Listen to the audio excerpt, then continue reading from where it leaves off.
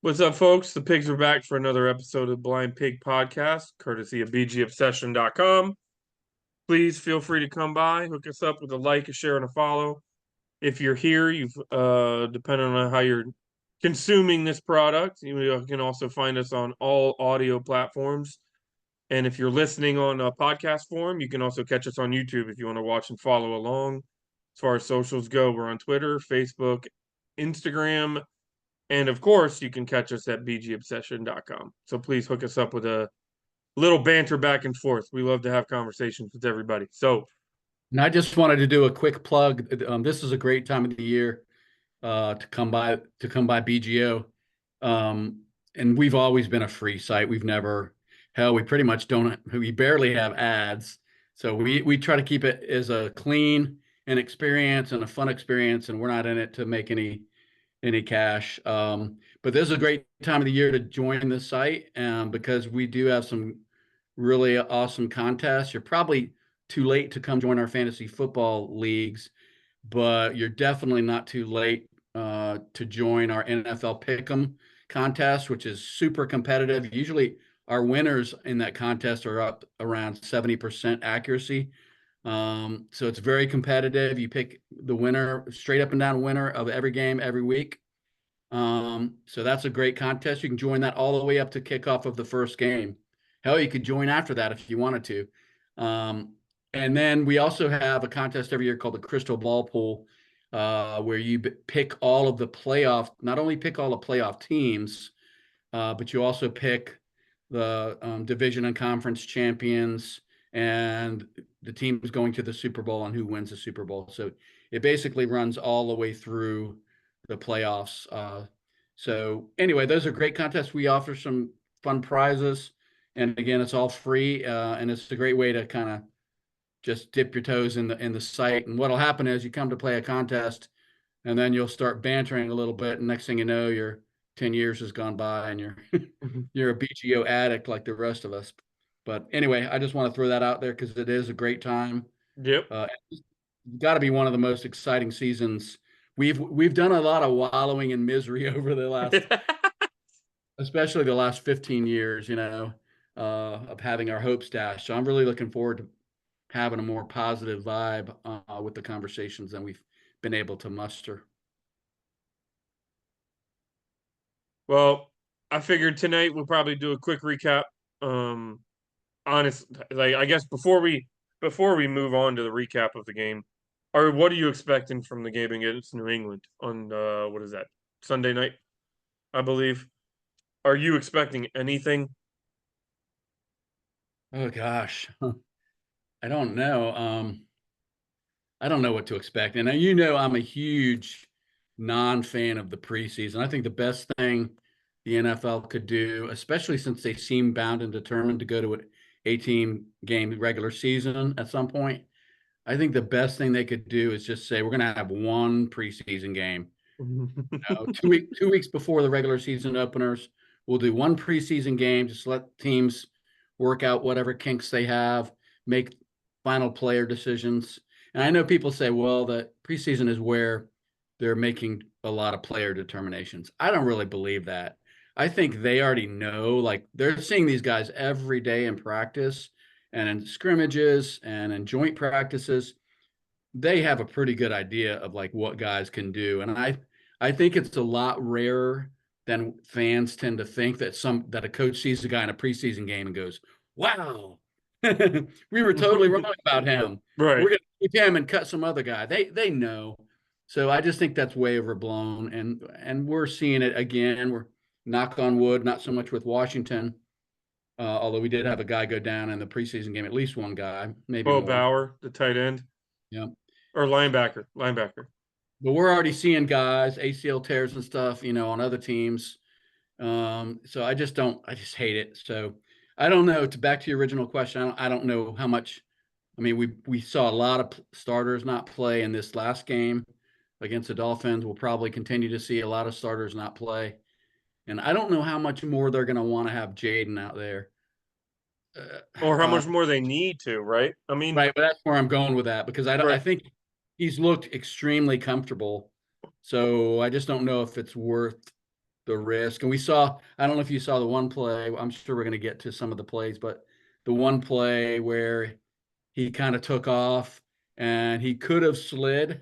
He was kind of near the sideline. He could have slid, which I'm sure is what he's been instructed to do 100% of the time, but he did not. Now, and And he didn't take a big shot. It wasn't one of those where he took a big shot, but he did take a little bit of a shot, and he kind of looked over at Quinn, and he was Quinn came looking over at Quinn to like, him. I know. Yeah.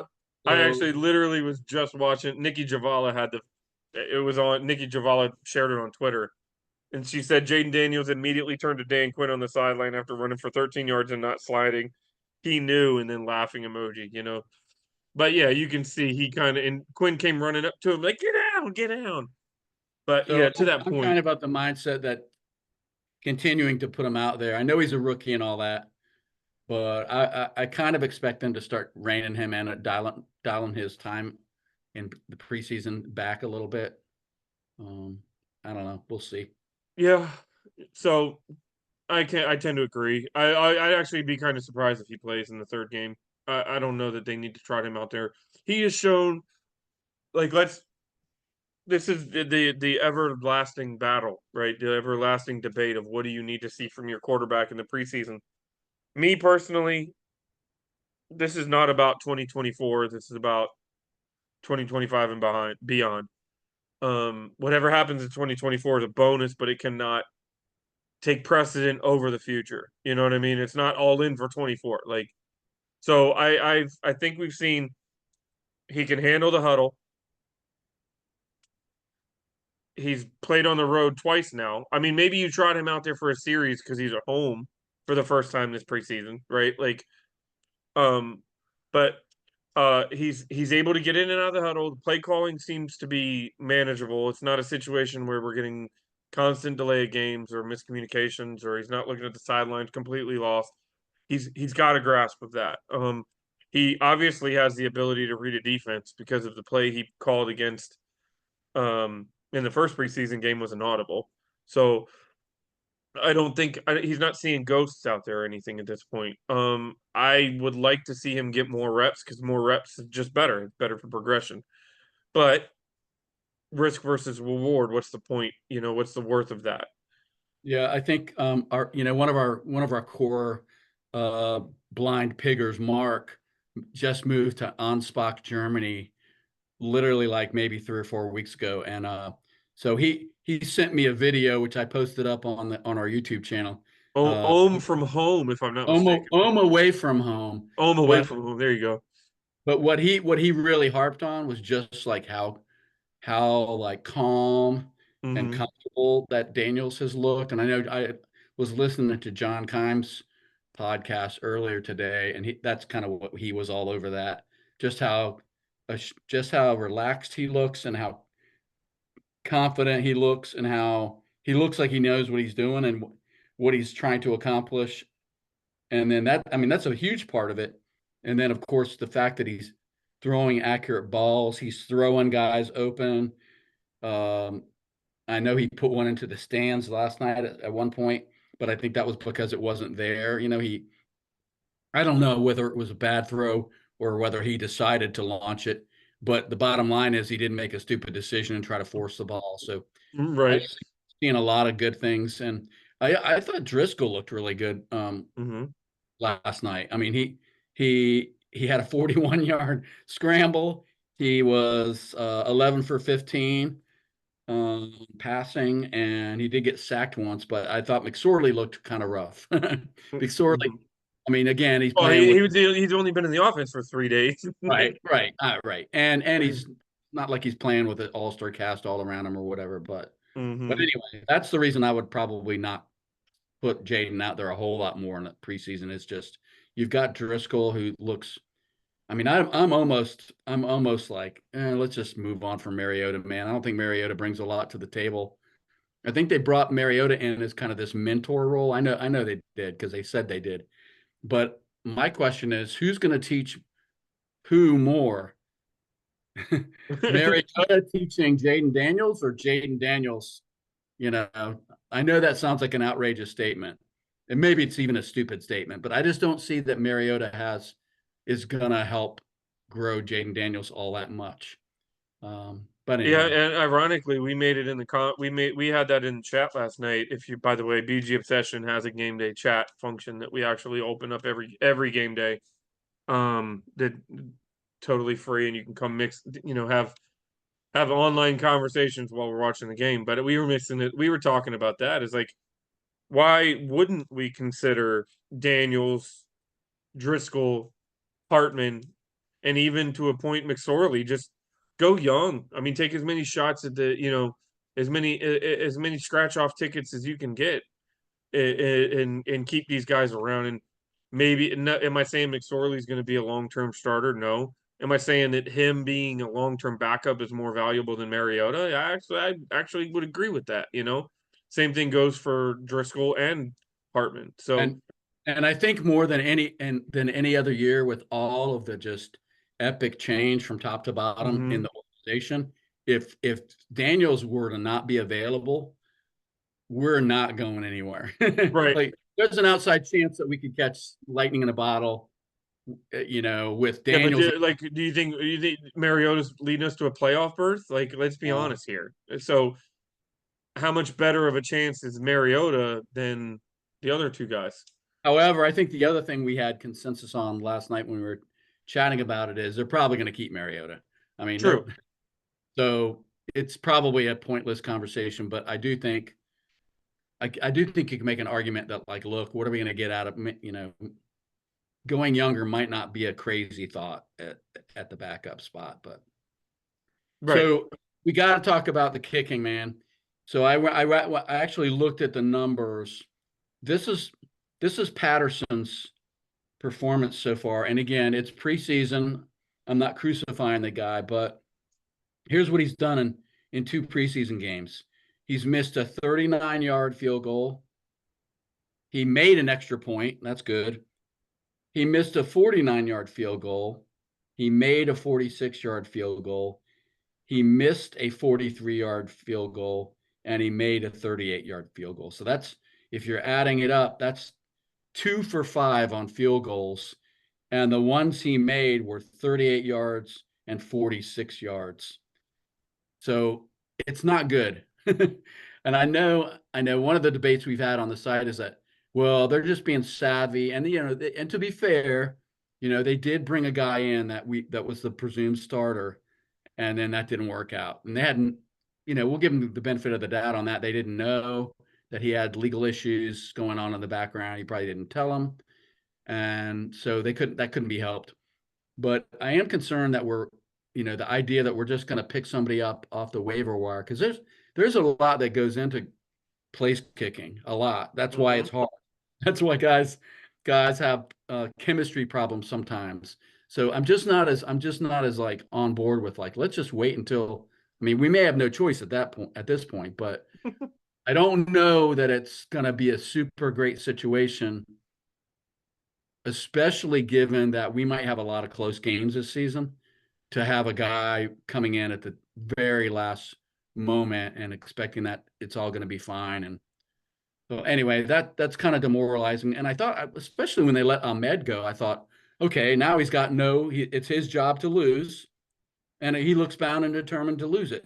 Which and Dan Quinn, man, Dan Quinn was trying to throw the guy a solid after the game, because he said, "Oh, well, he's made like 6 out of 6 in practice, and half of them were greater than 50 yards." It's like, well, there's a lot of guys that can make the kicks in practice, and they're not in the NFL.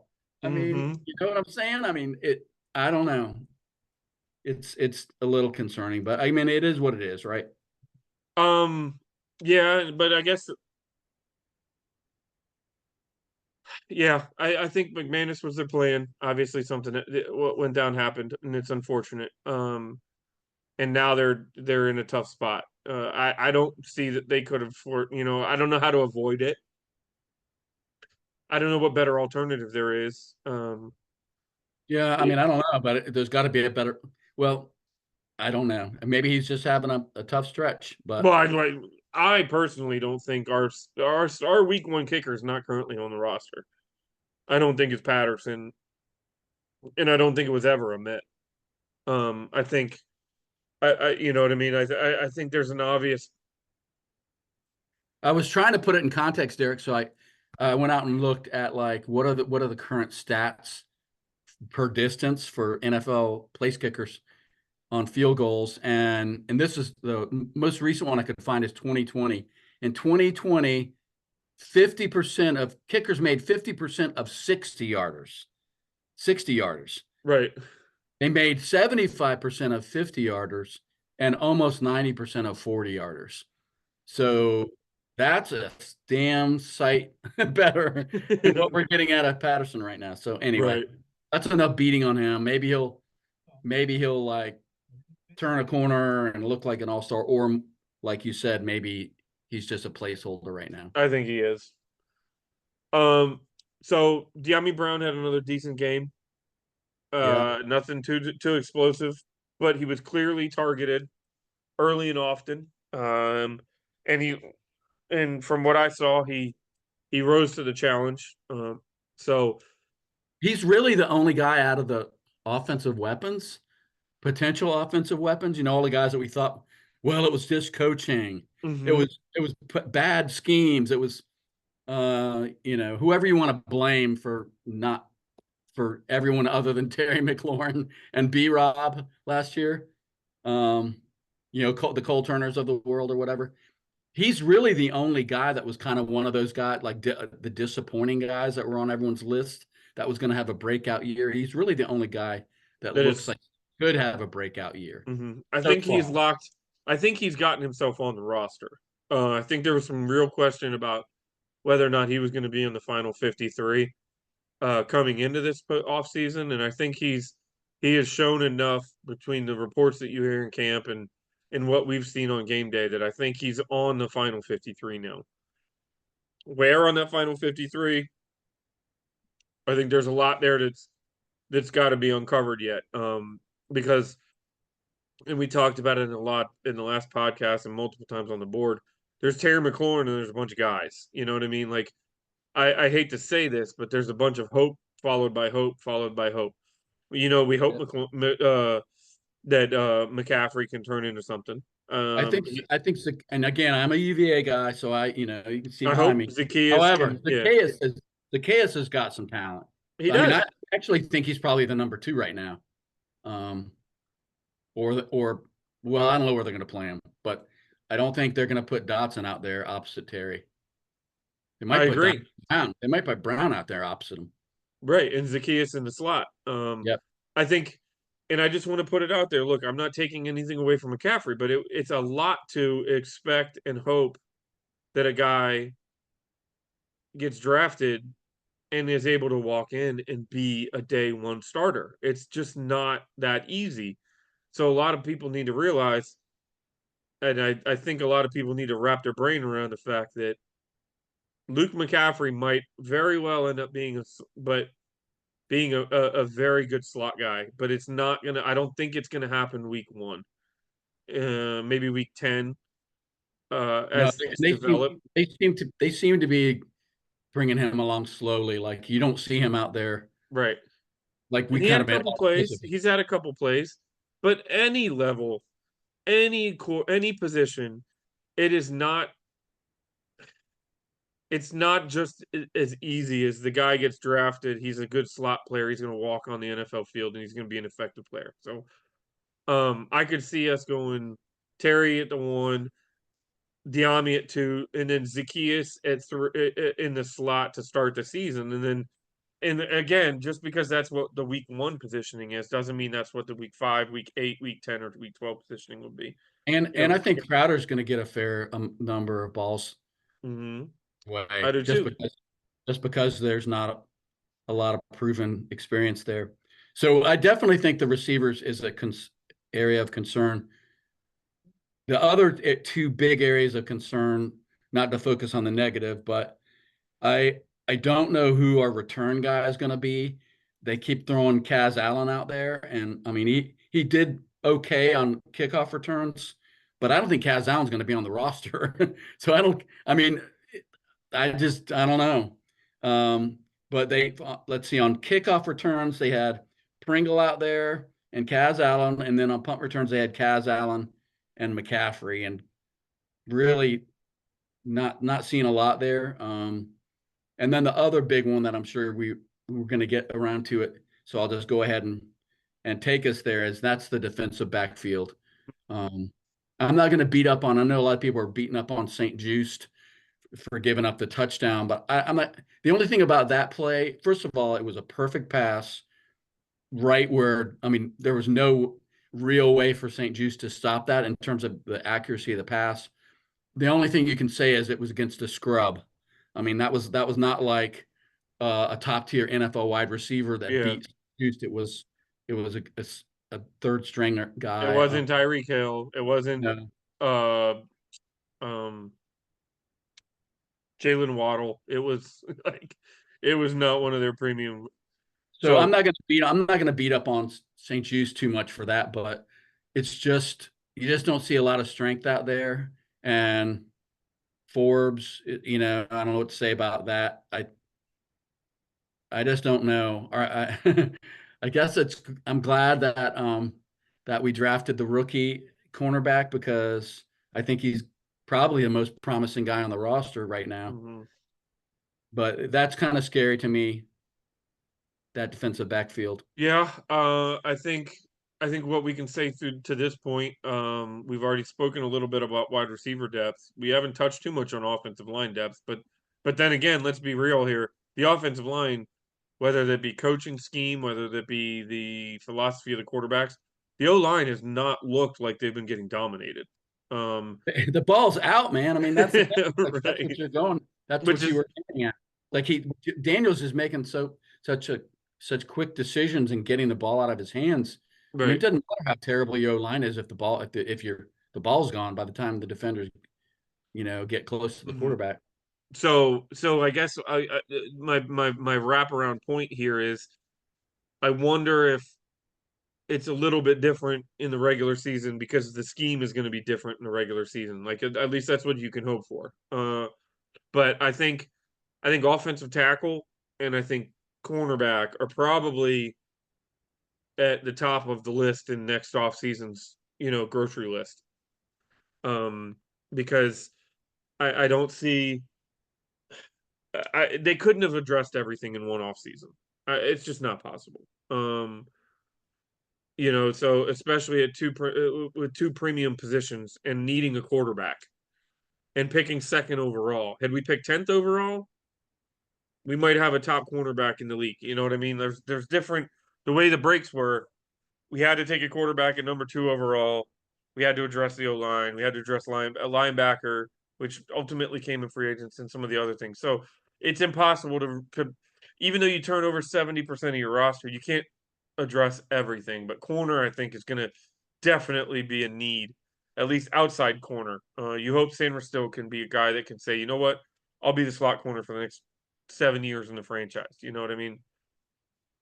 So one of the conversations that we've had on the board is, are there going to be like any shocker cuts as we get down to crunch time?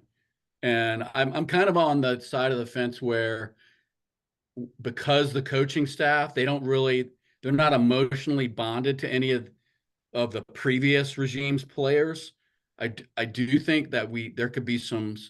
I'm not going to predict a bunch of them, or even that there will be a bunch of them, but I won't be surprised at all if, like, someone like Dotson or Jamin Davis, they just move on from them Mm-hmm. uh, when it comes down to final roster cuts.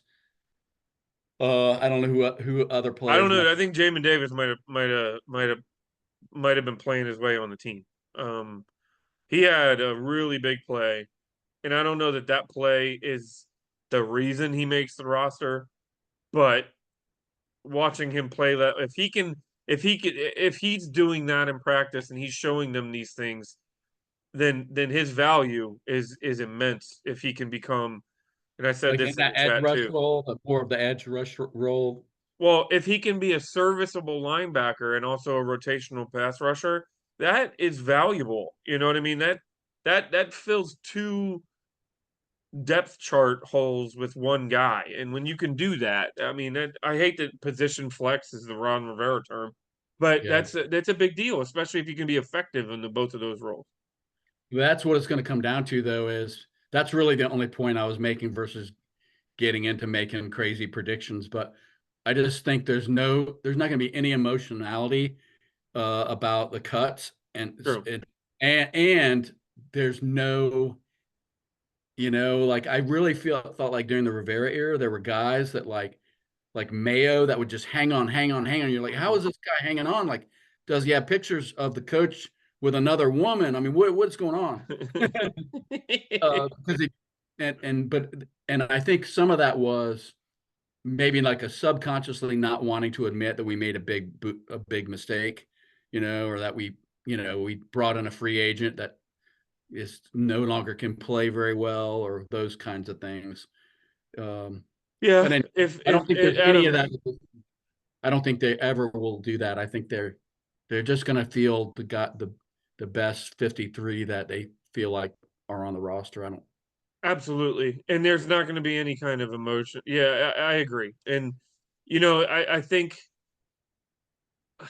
they always say, well, those coaching staffs have their guys, right? They have their guy. Well, they brought in a guy, Demir Bird, and they've already moved on from him.